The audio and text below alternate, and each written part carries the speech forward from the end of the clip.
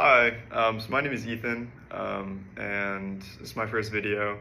And the goal I kind of had with this TikTok page is just to kind of, I don't know, like introduce higher level math concepts to people, because I feel like a lot of people want to learn higher level math concepts, but they're just like kind of intimidated and don't really know where to start. And so if you're interested in learning math, you should watch this video. So today, the kind of idea I had was just to go over some of like the notation and like shorthand you'll see in a lot of higher level math classes like discrete math or analysis, or anything like that. Because I don't know, it can make what you're learning super convoluted, but like the actual statement is like trivial. And so it'll just make math a lot easier to understand if you understand the notation behind it. And so with that said, let's start. So this right here, this backwards E, it just means, in English, it means there exists. So if you have like, you can say like there exists like an x greater than 4, then you know that like you have an x greater than 4. So in English, this just means there exists. With it crossed out, this next one, this just means there does not exist. So if you don't have something that exists, you just say there doesn't exist. So actually we can write out examples. We can say like, I don't know, like there exists an x greater than 4 here. There does not exist an x less than 2. I don't know, it's just random statements. There exists or does not exist. You can use it however you want. That's what it means. For this next one, this little epsilon here, this means is an element of. So if you have like an object and it's an element of something else, if it's an element of a set, if it's in something else, then you would use this little symbol and say it's an element of. So if we have two sets, these little brackets mean sets. Actually, we'll say 1 is an element of the set 1, 2, 3. So 1 is in this set, and this next one, the negation, this means not an element of. So we can say like 4 is not an element of this same set 1, 2, 3. Okay? So this is a set, this is just a collection of objects, and these are just integers, numbers, and that's what these two mean. Is an element of, is not an element of, okay? This little upside down triangle, or upside down A actually, this means for all. So if you want to make like a large generalization, say for all something, I don't know, we can say like for all natural numbers, something happens. Yeah, that just means, I'll write it out, for all. This is shorthand for therefore, so I think you can see it. Yeah, these little 3 dots here, this means therefore. So if you want to say like instead of like because, you can just write these 3 dots and it means therefore. Okay, sorry, my handwriting's so bad on the blackboard, but you'll have to deal with it. These little 2 crossed lines with 4 dots, this means a contradiction. So if you're doing like a proof by contradiction, you reach your contradiction, you can draw this little symbol, and it just means that you have a contradiction. So if we say like 2 equals 4, we can write this little contradiction thing behind it, because this is a contradiction, this is not true. So yeah, it's an example. Now this is more for like sets here. I mean, it's more general, but the union of something is just like them combined pretty much. So if you have the union of 2 sets, let's say like 1, 2 union 3, 3, 2, this is just going to be 1, 2, 3. Right, because the elements in sets are unique, so since 2 is in both, it only appears once. I mean, yeah, okay.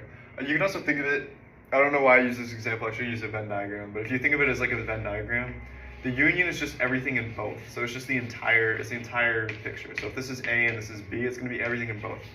The intersection is just what's in the middle. So if you have 2 Venn diagrams, it's just going to be the overlap here. This is the union. That's what that means. And sorry if I'm moving a little fast, but yeah. This next little arrow, this means like implies. So if something implies something else, 2 statements, we can say like P, statement P implies statement Q. And we can say P is like it's raining outside. It's not actually raining outside, but if it was, let's say it's raining outside, and then we can say Q is like, if I go outside, I'll get wet. So like, it's raining outside, I'll get wet. So like, since it's raining outside, it implies that I'll get wet if I go outside. So that means implies, and then equivalence just means that both two statements are equivalent to each other. So this one is that this statement, if this statement is true, then that implies that this statement is true, okay? But equivalence means that this one is true if and only if this statement is also true. So if this one's false, this one has to be false. But if this one's true, this one has to be true. And same for vice versa. So yeah, so like P is equivalent to Q. What's two equivalent statements? I don't know, like 2 equals 4 and 4 equals 2. Those are equivalent. So that's an example there. Okay, moving on. This is more like Boolean logic, but we have this little symbol here. This like, I don't know, is it like a caret? Do people call it a caret? I don't think so. It looks like a crowbar. So it's like it's a little line with it's like a crowbar. This means not. So it's similar to like the cross, when we crossed out there exists. It just means not. So whatever A is, it's the opposite of A. So if A is true, not A is going to be false. And if A is false, then not A is going to be true. This means for two like Booleans, like true and false variables, this means and. So A and B, I don't know if you guys can see, I made a little truth table over there.